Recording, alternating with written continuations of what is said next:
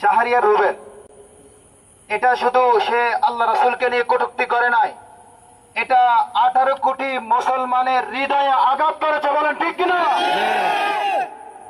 আমরা তীব্র নিন্দা জানাচ্ছি আল্লাহ রাসূলকে নিয়ে কটূক্তি করার। এই লক্ষ্মীপুর শহরের মধ্যে এমন নাস্তিক জন্ম হবে আমরা কখনো ধারণা করিনি। কথা বলেন ঠিক কিনা? এই লক্ষ্মীপুরের মাটি হলো ওলামায়ে কেরামের মাটি, এই নোয়াখালীর মাটি হলো ওলামায়ে কেরামের মাটি।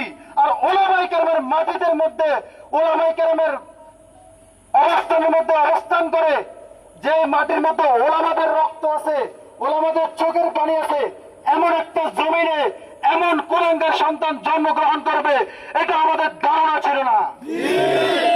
আমরা লক্ষ্মীপুরের প্রশাসনকে বলবো, বাংলাদেশ সরকারকে বলবো, আপনারা অচিরে এই ব্যাপারে সিদ্ধান্ত নেন।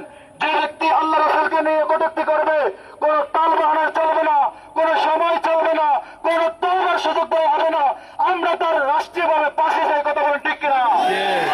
সে পৃথিবীর যে রাষ্ট্রে থাকুক না কেন, সে যদি মালয়েশিয়া থাকে, সে সৌদি থাকুক, সে ওমান থাকুক, সে দুবাই থাকুক, বাংলাদেশ সরকার যেন তার ব্যবস্থা গ্রহণ করে। কথা বলেন ঠিক কিনা?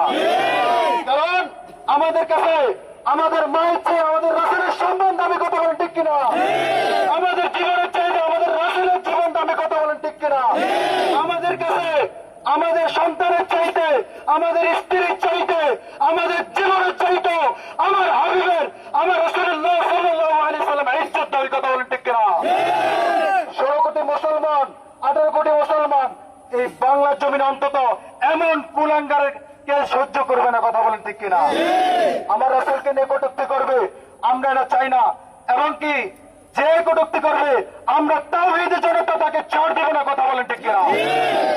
সে যেই হোক, সে ধনী হোক, সে গরিব হোক, সে কোটিপতি হোক, সে রাজনীতিবিদ হোক, সে যদি সরকার দলের নেতাও হয়, আমরা তাকে ছাড় দেব না যদি আমার রাসূলকে নিয়ে কটূক্তি করে।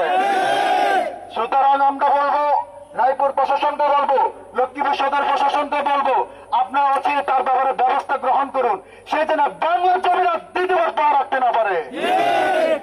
এই বলে আমি আমার বক্তব্য শেষ করতেছি। রাসূলের অপমান, রাসূলের অপমান তাওহীদের জনতা সইব না, তাওহীদের জনতা সইব না, মুসলিমের সন্তানরা সইব না।